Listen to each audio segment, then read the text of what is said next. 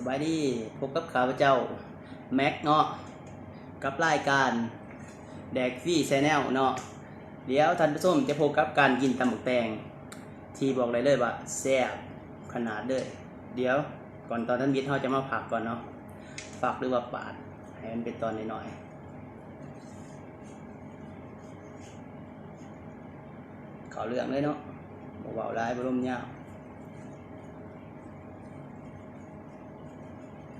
พิธีพิธันในการปาดนะ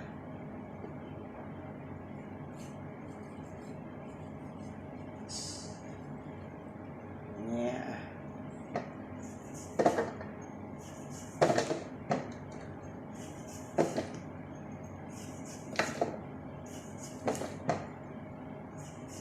ตอนใหญ่แต่พี่น้องเลย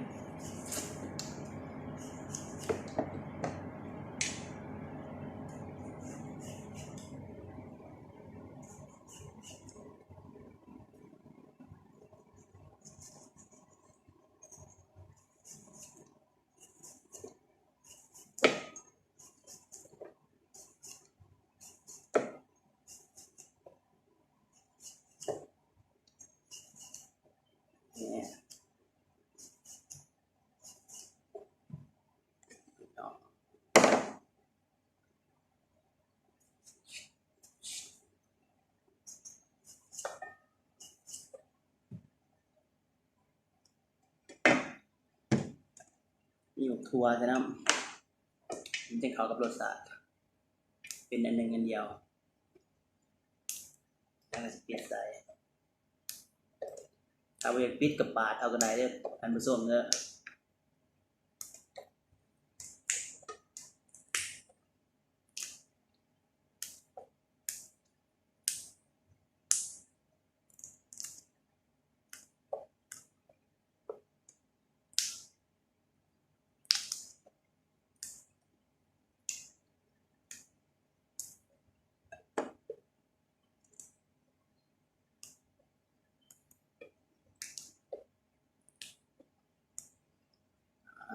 แล้วส่วนผสมของเราก็จะมีบักตัวดินบักพริกผงนัวแล้วก็ผักหอมจีนผักเทียมเนาะเดี๋ยวเราจะไปตำบักแตงเข้ากับเซตสินเป็นที่หอยเลยเนาะหน้าตาก็จะเป็นประมาณนี้เนาะเดี๋ยวเราจะมาอัปปะตาให้ส้มเนาะ2 1 0ตำบักแตงเข้ากับเป็นที่เรียบร้อยกันเลยเนาะตำเสร็จแล้วเนาะเดี๋ยวเขาจะมากินเบิ่ง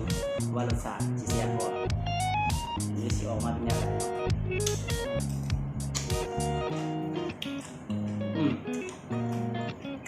เนี่ยใช่ได้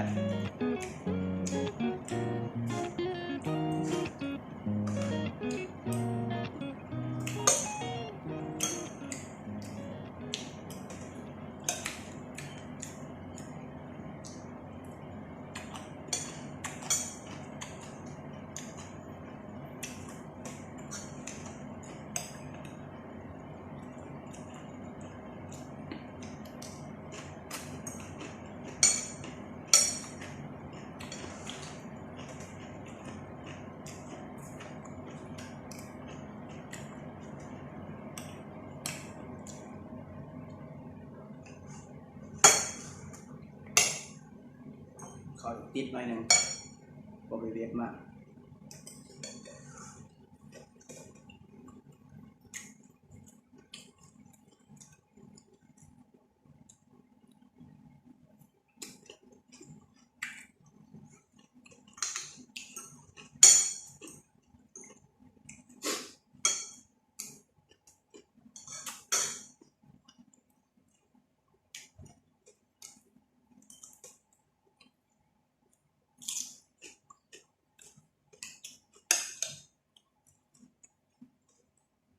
อันนี้แม่กินคนเดียวนอกก็เลยบริใส่บวงกลาง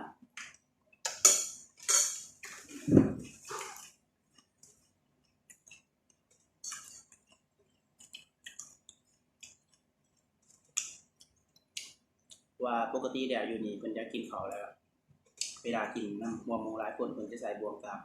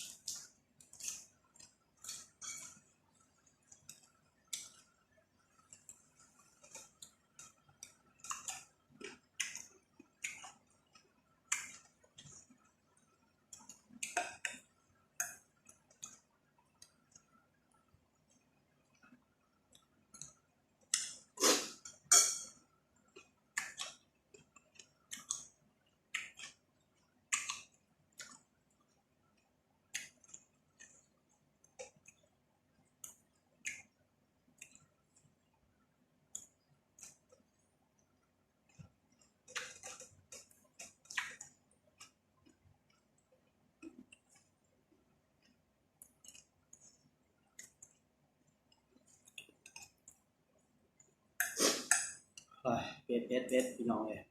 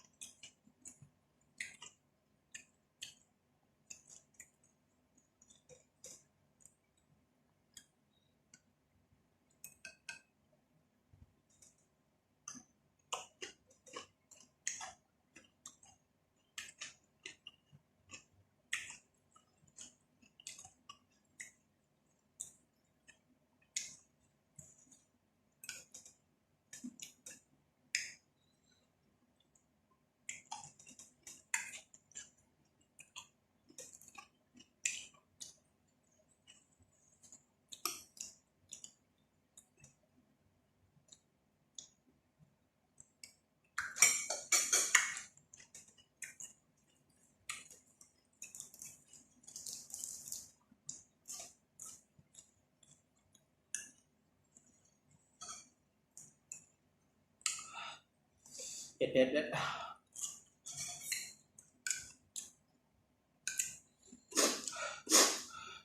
เผ็ดได้เผ็ดได้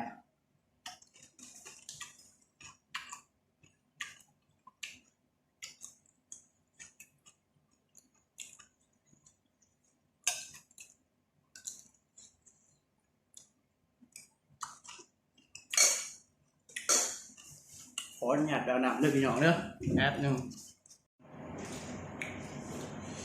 เผ็ดร้ายเผ็ดร้าย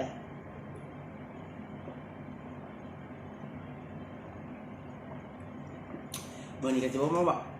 เบาร้ายมีแต่มากินให้เบิ่งล้วนๆเลยเนาะ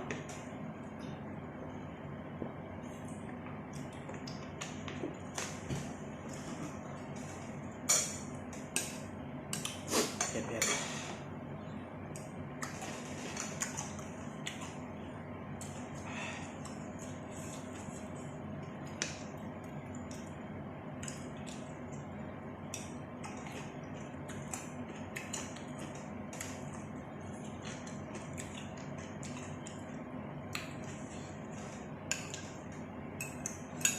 แป้งนี่ดีจังหนึงเด้อพี่น้องเด้อก็คือว่าแป้งนี่มีหนำหลายแล้วก็สามารถเพิ่มหนำในร่างกายเฮาได้แล้วก็พลังงานต่อหน่วยนี่ก็บ่หลาย100 กรัมนี่ประมาณที่แม็กไปอ่านมาใน Google เนาะในเว็บไซต์แห่งหนึ่งเขาบอกมาว่าแป้งนี่ประมาณ100 กรัมนี่100 100 กรัมนี่บ่ถึงหรอก100 แคลอรี่มันเพียงแต่18 แคลอรี่ต่อ100 กรัมเท่านั้นเนาะ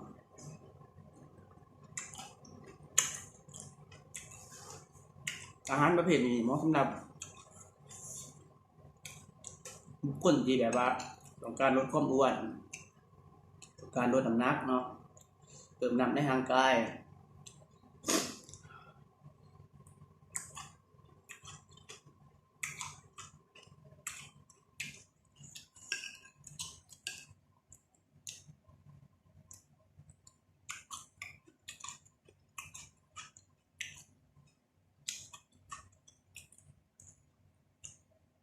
พริกฟักเทียมนี่ก็ดีจังหนึงสามารถไปบำรุงสมองได้พี่น้องลองไปหาอ่านมาเด้อ